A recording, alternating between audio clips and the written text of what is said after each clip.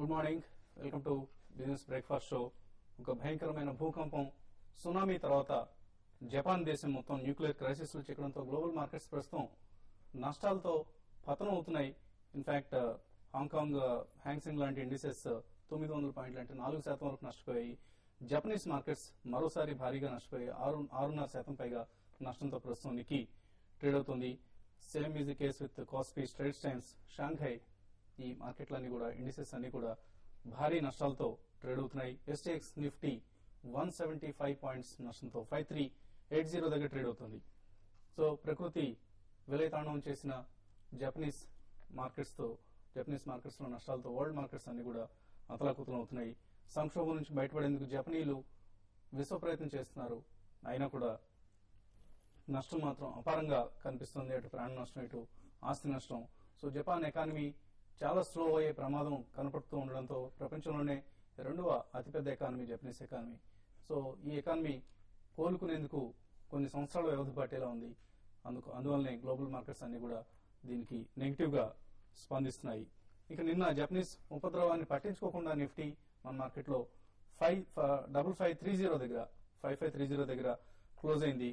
ఎఫ్ఐఎల్ నిన్న higher levels దగ్గర కూడా ఎఫ్ఎన్ఓలో 414 కోట్ల రూపాయల మేరకు కొనుగోళ్లు జరిపారు. నిఫ్టీ బహుశా ఇవాళ రేపు 5600 మార్కును అధిగమించగలదు అన్న ఆశలు రేకెత్తించారు. అయితే ఉదయం ఎవరు ఊహించినప్పటికీ ఒక చక్కటి క్లోజింగ్ ను మనం గమనించాం. కానీ ఇవాళ పరిణామాలు ఈ లాభాలను నిలబెట్టే విధంగా లేవని మనం అనుకోవచ్చు. అలాగే నిన్నటి ర్యాలీలో ad hoc group companies, Reliance industries ఈ ర్యాలీకి నాయకత్వం వహించాయి.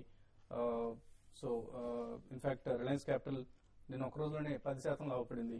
అలాగే మార్చి 9 నుంచి గమనిస్తే వరుసగా అడాక్ గ్రూప్ కంపెనీస్ లో కొంత యాక్షన్ కనిపిస్తుంది. ఆర్కామ్ లాస్ట్ మార్చ్ పోయిన 9వ తేదీ నుంచి గమనిస్తే Reliance communications 10% లాభపడింది.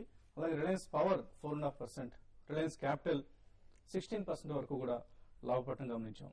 So Reliance capital సంబంధించిన రిలయన్స్ లైఫ్, ఈ ఇన్సూరెన్స్ వెంచర్, ఇది insurance company, Reliance capital subsidy company. ఇందులో నిపన్ లైఫ్ ఈ కంపెనీ 26% వాటాను సుమారుగా 11,500 కోట్ల రూపాయలు చెల్లించి తీసుకుని పోతుంది. అంటే 11,500 కోట్ల టోటల్ వాల్యుయేషన్ ఇది.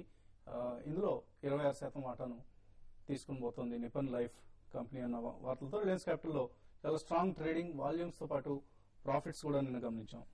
సో జపాన్ సంక్షోభం కొంత ఆయిల్ దాహాన్ని, అలాగే ఆహార కొరతను పెంచే అవకాశాలు ఉన్నాయి. కాబట్టి రాబోయే రోజుల్లో గ్లోబల్ మార్కెట్స్ అన్ని కూడా నెగిటివ్ గానే ఉండే అవకాశాలు ఎక్కువగా కనిపిస్తున్నాయి. సో ఈ అంశాన్ని దృష్టిలో ఉంచుకొని ఇన్వెస్ట్మెంట్ నిర్ణయాలు తీసుకోవాల్సిన అవసరం కనిపిస్తోంది.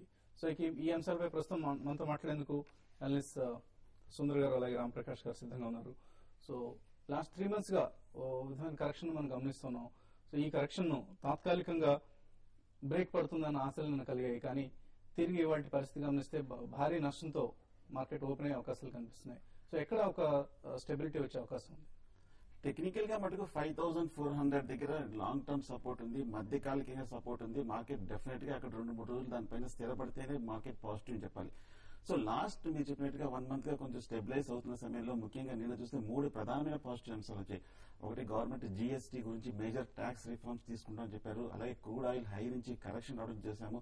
అలాగే జపాన్ ఇంపాక్ట్ నిన్న పెద్ద అమెరికన్ మార్కెట్స్ కూడా పట్టించుకోలేదు అని 3 పాజిటివ్ సందర్భంలో మార్కెట్ స్టెబిలైజ్ సమయంలో అనుకోకుండా సడన్ గా ఇవాళ మేజర్ రిసెషనరీ డేంజర్ అనేది జపనీస్ మార్కెట్ కి రావడం జరిగింది. సో దీంతో గ్లోబల్ మార్కెట్స్ అన్ని కూడా ఒక్కసారిగా వీక్నెస్ చూసాము. అలాగే ఇండియాలో కూడా జాపనీస్ ఇన్వెస్టర్స్ కొంచెం వాళ్ళ ఇన్వెస్ట్మెంట్స్ ని తిరిగి తీసుకునే అవకాశం ఉండడంతో మార్కెట్ లో కూడా కొంచెం డెఫినెట్ గా ఫియర్స్ అనేది షార్ట్ టర్మ్ ఉంటుంది.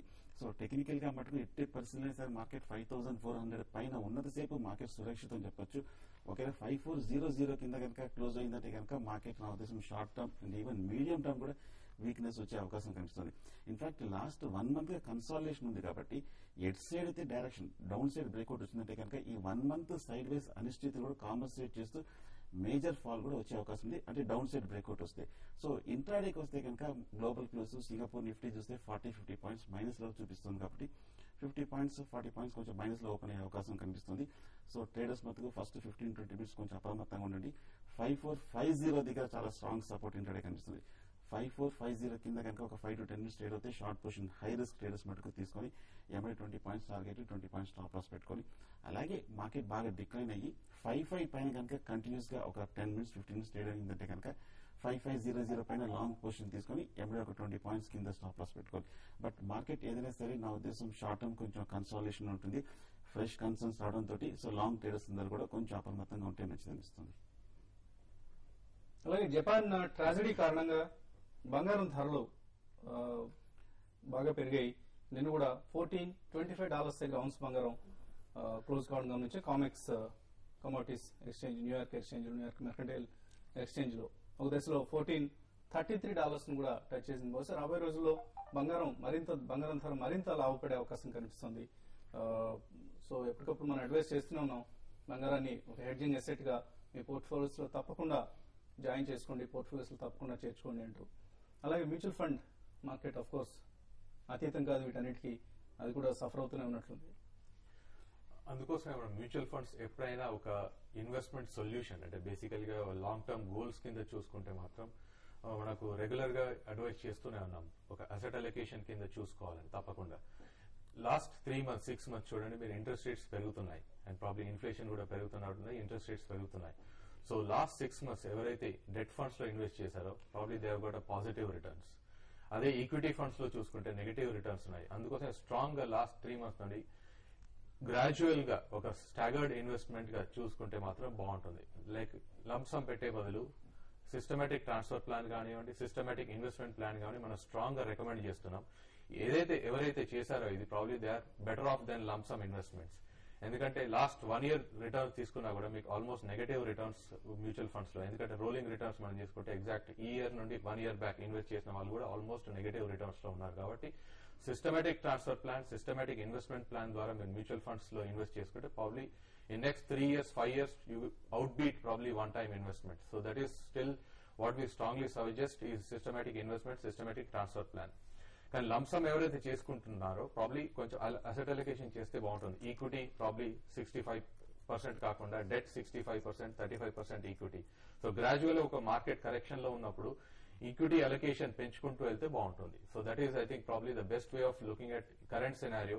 సో ఒకవేళ మీరు రిస్క్ అపిటైట్ తీసుకోదలుచుకుంటే మాత్రం మీరు తప్పకుండా ఒక ఈక్విటీ ఎక్స్పోజర్ పెంచుకుంటూ వెళ్తే బాగుంటుంది. Probably 5%, 10% on every correction. Okay, so ఇందాక మనం గోల్డ్ లో ఇన్వెస్ట్ చేయండి అన్నాం. గోల్డ్ లో ఇన్వెస్ట్ చేయడానికి ఈటీఎఫ్స్ తో పాటు ఇప్పుడు ఈ గోల్డ్, ఈ సిల్వర్ ఇవి కూడా మనకు అందుబాటులోకి వచ్చాయి. నేషనల్ స్పాట్ ఎక్స్చేంజ్ లో ఈ సదుపాయం లభిస్తుంది.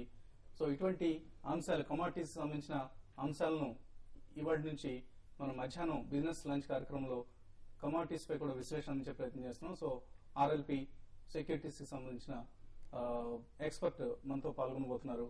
So don't miss out, keep watching business lunch also along with business breakfast show. Subbarao Vijayawada నుంచి కాలర్ లైన్ ఉన్నారు. సుబ్బారావు గారు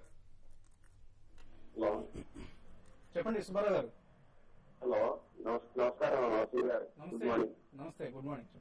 ఏం లేదు సార్, మీరు ఇన్వెస్టర్స్ కి ఎంతో చాలా జాగ్రత్తగా ఉండాలి, చాలా ఇదిగా ఉండాలి, మోసగాళ్ళు ఉన్నారు చాలా సార్లు చెప్పారు. మేము దాన్ని చాలా ఫాలో అవుతూ వస్తున్నాం. కాకపోతే మొన్న ఈ మధ్య నేను చిన్నగా మోసపోయాను. దాన్ని మిమ్మల్ని సలహా అడుగుదామని ట్రై చేశాను సార్.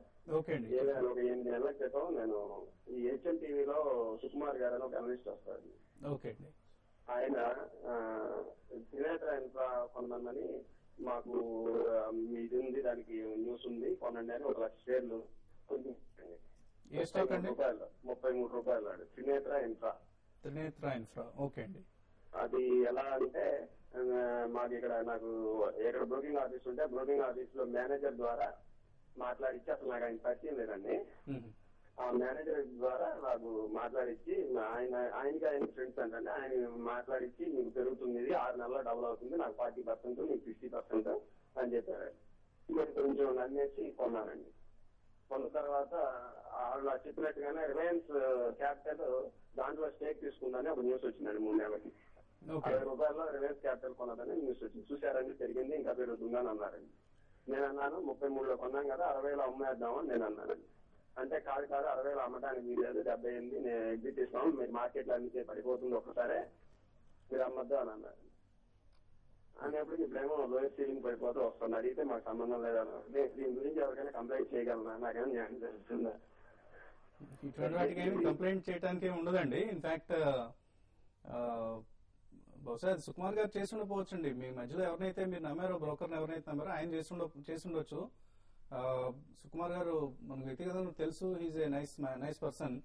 ఆయనకు వచ్చిన ఇన్ఫర్మేషన్ బహుశా ఆ బ్రోకర్ తో షేర్ చేసుకుని ఉండొచ్చు. ఆ ఇన్ఫర్మేషన్ బేస్డ్ గా ఆ బ్రోకర్ మిమ్మల్ని లీడ్ చేసి ఉండొచ్చు. సో ఎనీవే, త్రినేత్ర ఇన్ఫ్రా అనే కంపెనీలో మీరు ఇన్వెస్ట్ చేశారు, హ్యూజ్ మనీ ఇన్వెస్ట్ చేశారు.